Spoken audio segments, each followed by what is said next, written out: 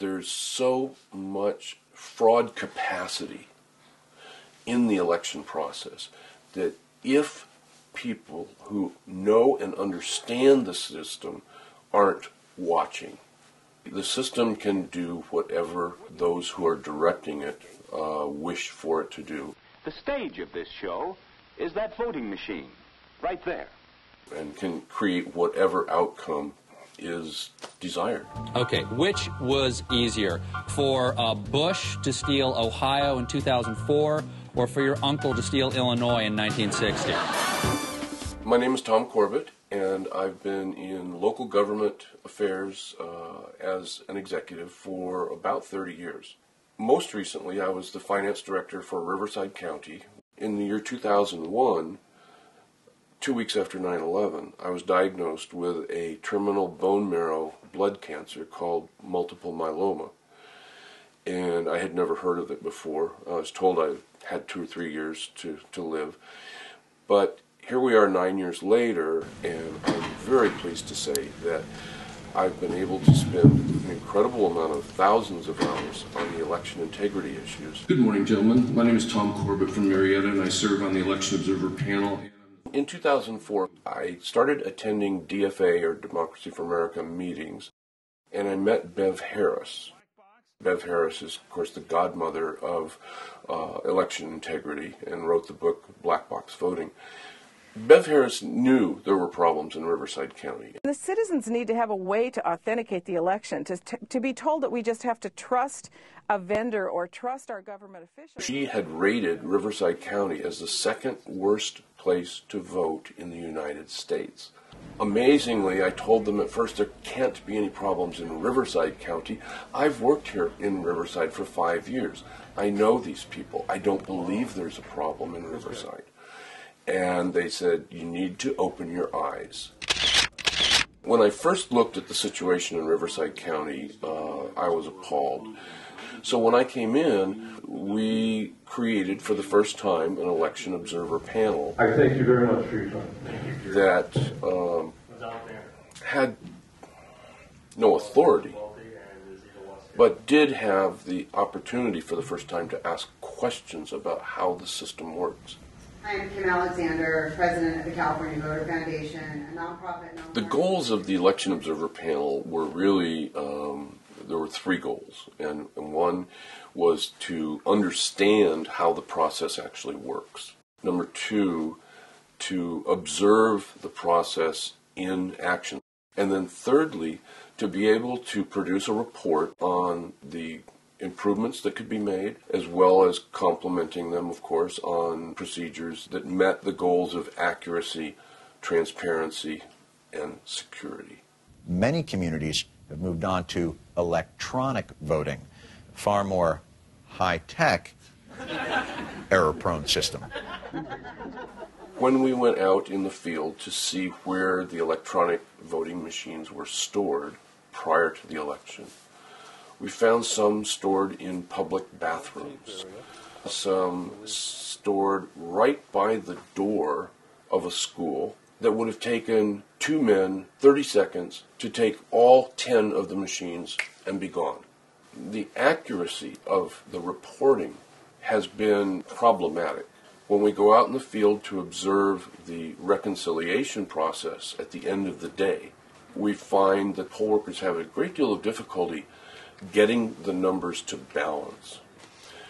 We're also finding huge problems with transparency. Electronic voting is safe, secure, and accurate. There's never been an instance where a vote has ever come into question of not being tallied.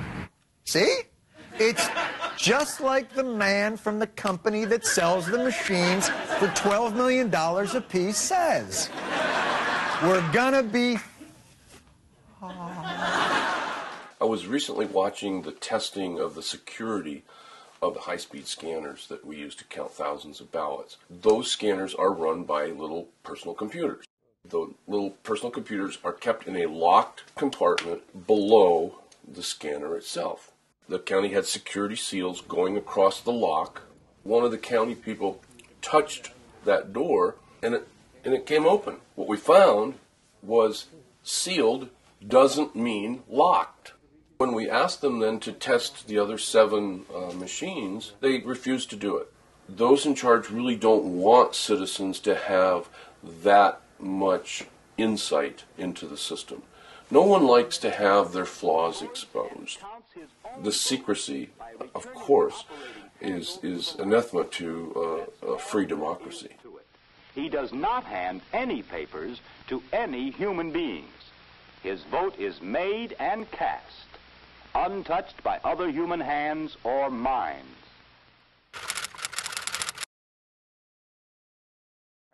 Lawyers and poll watchers are on extra high alert, knowing that this year's contest could be just as contentious and maybe just as close. We were blessed with a media willing to publish the issues, the problems. They published over 100 front-page, top-of-the-fold articles on issues with Riverside County's electoral system. Are the electronic voting machines used across the country vulnerable to hacking? We saw a number of changes, of improvements in the electoral system that we believe never would have taken place had it not been for A, us observing it, but B, most importantly, the media reporting on it.